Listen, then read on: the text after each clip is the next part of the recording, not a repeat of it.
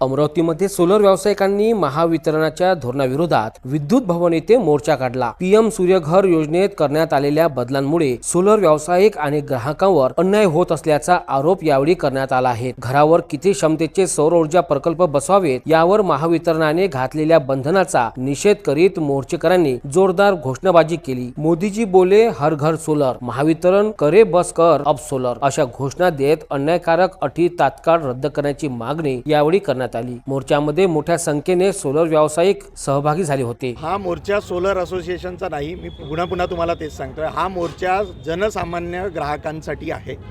Solar आम्ही व्यवसायी आहोत, पण जनसामान्य लोकांचा सोलर लावण्याचा अधिकार महावितरणच्या नवीन नियमाप्रमाणे, त्याला नियमही म्हणता येणार नाही, ही हुकुमशाही आहे।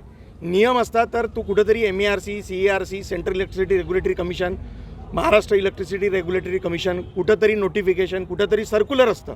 सर्क्युलर नाही, काही नाही। 13 फेब्रुवारीला सकाळी उठलो आणि एक नवीन बॉम्ब पडला।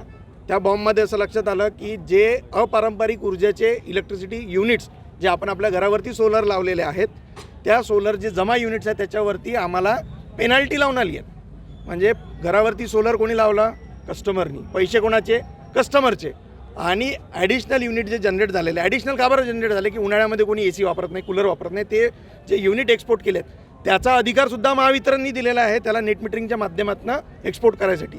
त्या युनिटवरती 10 रुपये ते 20 रुपये अशा म्हणजे काय म्हणता येईल की यांची 20 तरी 8 रुपयांनी विकतात, आमचे युनिट 10 रुपयांनी पेनल्टी मारून आम्हाला दिलेले आहेत। तो अधिकार यांना नाही आणि त्याच्यामुळे बिलामध्ये जो युनिट वाढून आलेले आहेत आणि ते पैसे भरायसाठी महावितरण कस्टमरला फोर्स करतो आहे। अन्यथा जे स्मार्ट मीटर आज कस्टमरच्या घरावरती लागलेले आहेत त्यांनी ऑटो कट ऑफ होऊन जातं।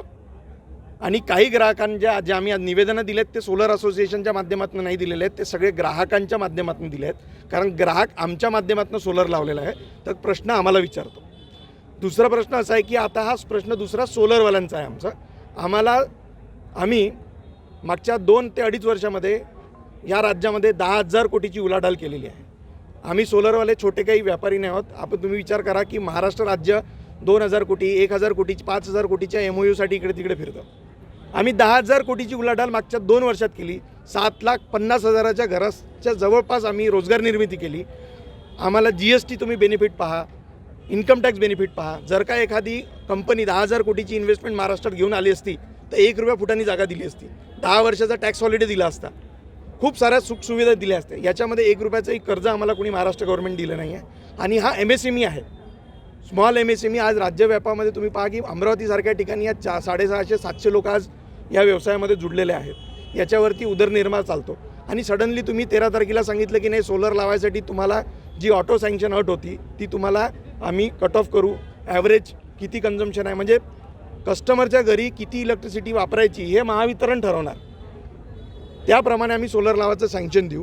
असं होत नाही। या आवाजाविरोधात आम्ही सगळ्यांनी एकजूट होऊन याच्या पहिले पत्रकार परिषदा घेतल्या। ही आमची शेवटची स्टेप नाही आहे किंवा मधातली नाही आहे किंवा पहिली नाही आहे, याच्या पहिले आम्ही पत्रकार परिषदा घेतल्या। त्या माध्यमातून 25 फेब्रुवारीला आम्हाला महावितरणनी HSBCला बोलवलं, तिथं आम्ही आमच्या मागण्या मांडल्या, पण तिथेही आम्हाला समाधानकारक उत्तर मिळालं नाही। त्याच्यानंतर आत्तापर्यंत आम्ही वाट पाहिली की जे काही करेक्शन्स होतील, जे तिथे आम्हाला आश्वासन देण्यात आलं होतं ते देण्यात आलेलं आश्वासन पण पूर्ण झालं नाही। म्हणून डिस्ट्रिक्ट लेवलला, हा फक्त अमरावतीचा विषय नाही, महाराष्ट्रातल्या प्रत्येक डिस्ट्रिक्टमध्ये SEंना जाऊन भेटण्याची परंपरा आता सुरू आहे। आमचं निवेदन आम्ही फिजिकल लेवलला देतो आहे। अजूनही आम्ही 4-5 दिवस, 10 दिवस पुन्हा वाट पाहू, 5 दिवसपर्यंत वाट पाहू, आणि नाही झालं तर आम्ही महाराष्ट्रव्यापी आणि त्याच्यानंतर देशव्यापी आंदोलनाची आमची भूमिका आहे। याच्यामध्ये आम्ही ministry of new and renewable energy, solar लावायची ही जी संकल्पना आहे ही महाराष्ट्र गव्हर्नमेंटने आणलेली नाही आहे सबसिडीची, ही सबसिडी सेंट्रल गव्हर्नमेंट देतं। सेंट्रल गव्हर्नमेंटच्या नियमात राहून हे सगळे कामं केल्यावरही जर का ग्राहकांना भुगदंड भेटत असेल तर याची जबाबदारी घेणार कोण? म्हणून आम्ही सेंट्रल गव्हर्नमेंटला पण अप्रोच करणार आहोत।